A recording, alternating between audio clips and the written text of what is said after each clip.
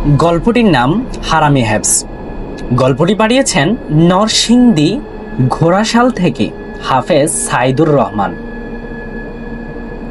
গল্পটি শুরু। নরসিংদী ঘোড়াশাল উপশহরের এক নিরিবিল পাড়ায় তাহমিনা আক্তারের বেড়ে ওঠা। ছোটবেলায় তার একটাই পরিচয় ছিল, সে পুরো কোরআনের হাফেজ। মসজিদে কোরআন প্রতিযোগিতায় প্রথম হয়েছিল 3 বছর টানা। তার তেলাওয়াত শুনলে মনে হতো স্বর্গ থেকে যেন আওয়াজ ভেসে আসছে। তবে সবকিছু শুরু হয় যখন তাহমিনা কলেজে ওঠে। নতুন বন্ধু, নতুন চেনা জানা আর এক অজানা মুক্তির নামে সে ধীরে ধীরে পাল্টে যেতে থাকে। হিজাব সরিয়ে দেয় প্রথমে, তারপর আস্তে আস্তে নামাজ বন্ধ করে দেয়। এর ধারাবাহিকতায় ফেসবুক, ইনস্টাগ্রামে তার ছবি ভাইরাল হয়। গান বাজনার সাথে সে মেতে ওঠে। আয়নার সামনে দাঁড়িয়ে সে রিল করে, হাতে সিগারেট চলে আসলো। কখনো মেকআপ করে ডিজে পার্টিতে সে যায়, কখনো মেকআপ করে তার বন্ধুদের সাথে আড্ডায় মেতে ওঠে। তবে সে জানতো না, কোনো হাফেজা যখন আল্লাহর কিতাব ভুলে যায়, তার হৃদয়ে সৃষ্টি হয় এক শূন্যতা, এক ঘোর অন্ধকার। আর সেই অন্ধকারেই জন্ম নেয় এক কালো রূহ, যা হাফেজদের ভুল হেফজের শাস্তি দেয়।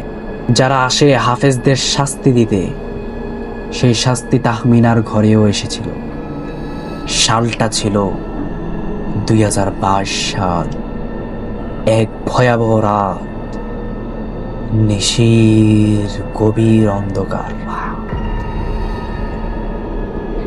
মা হঠাৎ ঘুম থেকে উঠে দেখেন তাহমিনা বিছানায় নেই। পুরো ঘর অন্ধকার, কিন্তু রান্নাঘর থেকে হালকা আলো আসছে। সেখানে গিয়ে মা যা দেখলেন, তার গলা শুকিয়ে যায়। তাহমিনা আয়নার সামনে দাঁড়িয়ে কাঁদছে, কিন্তু কাঁদতে কাঁদতে চুল ছিঁড়ে ফেলছে। গলায় একটা ফিসফিস আওয়াজ। তারা বলছে, আমি হারামি হাফেজ, আমি আগুনে পুড়ব। মা তাকে দেখলো, মা তাকে জড়িয়ে ধরলে এক ঝটকায় মাকে সে ফেলে দিল। চোখ দুটি লাল, ঠোঁটে রক্তের ছাপ এবং কণ্ঠস্বর পুরুষের মতো। গভীর রাত্রি। তারা বলল, আমার হেফজ গিয়েছে, আমি আর রেহাই পাবো না। তারা এসে গেছে। পরদিন দুপুরে তাহমিনা একা ঘরে বসে আয়নার দিকে তাকায়। নিজের প্রতিচ্ছবি আর দেখা যায় না। সেখানে এক কালো চাদর পরা নারী মূর্তি দাঁড়িয়ে আছে। চোখ ছাড়া মুখে কিছুই নেই, শুধু মৃদু কণ্ঠে সূরা মূল তেলাওয়াত করছে। অথচ তাহমিনা চিনতে পারছে না সে কোন আয়াত পড়ছে। একটা সময় আয়াত শুনতে শুনতে আয়না সেই মেয়েটা হেসে বলে, হাত বাড়ায়, বলে, তোর পড়া ভুল, শাস্তি শুরু, তোর শাস্তি শুরু। রাতে তাহমিনার ঘরে বাতাস বন্ধ হয়ে যায়। জানালাগুলো ফাঁকা থাকলেও পর্দা নড়ে না। বাতি জ্বলে নিবে ইচ্ছা মতো। তাহমিনা দরজা খুলে দেখল, সিঁড়ির মুখে দাঁড়িয়ে আছে ছোটবেলার সেই মাদ্রাসার বান্ধবী শাকিলা, যে 2017 সালে ডেঙ্গুতে মারা গিয়েছিল। তাহমিনা বলল, তুই কিভাবে এখানে? শাকিলা বলে, তুই ভুলে গেছিস সূরা ইয়াসিন? তোকে এখন আগুনে পুড়তে হবে তাহমিনা, তোর এখন আগুনে পুড়তে হবে, তুই এখন আগুনে পড়বি।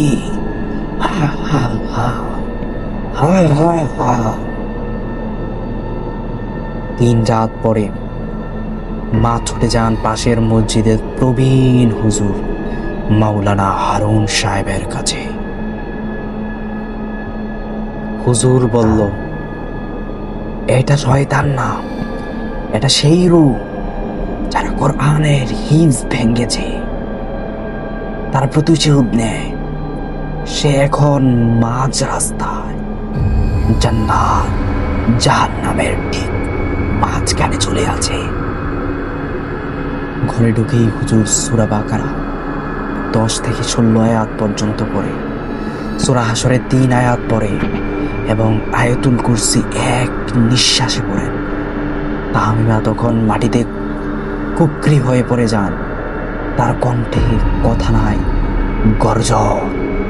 সে বলল, আমার রূহ, আমার রূহ, আমার রূহ।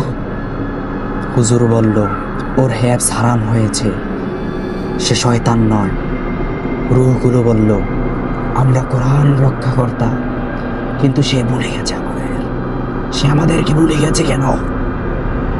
রুকিয়ার সময় হঠাৎ ঘরের বাতি ফেটে পড়ে, জানালার পর্দা একসাথে জ্বলে ওঠে। ঘরের মধ্যে মৃদু ধোঁয়া। তাহমিনার মুখ থেকে কালো তরল গড়িয়ে পড়ে। তার চোখে দুটো শূন্যে ঘুরতে থাকে। হুজুরের গর্জে ওঠেন, ইয়া আল্লাহ, যিনি কোরআন নাজিল করেছেন তার কিতাবের হকদারকে তুমি ফিরিয়ে দাও। আল্লাহ, তুমি ফিরিয়ে দাও। হে প্রভু, তুমি ফিরিয়ে দাও। হে সৃষ্টিকর্তা, তুমি ফিরিয়ে দাও। ও যেন তাওবা করে কিতাব ফিরিয়ে পায়। আল্লাহ। তাহমিনার মুখে হঠাৎ খুলে যায়। তাহমিনার মুখ হঠাৎ খুলে যায়। তাহমিনা বলল, আমি আবার মুখস্থ করব। ভুল করেছি আমি, আমার ভুল হয়েছে, আমাকে রেহাই দিন। সেই রাতের পর তাহমিনা হিজাব পরে মাদ্রাসার দরজায় গিয়ে দাঁড়ায়। শিক্ষক অবাক হয়ে বলেন, তুই আবার ফিরে এলি? তাহমিনা বলে, আল্লাহর কিতাব ভুলে যাই আমি হারামি হই। আমি হারাম করেছি। আমি আর সেই দলে থাকতে চাই না যারা আল্লাহর কিতাব বলে হারামি হয়ে যায়। তবে মাঝে মাঝে কোরআন পড়তে পড়তে সে থেমে যায়, কারণ সূরা মুলকের মাঝে সে শুনে একটা মেয়ে হেসে বলছে, তুই আবার যদি ভুলে যাস, আমরা আবার আসব।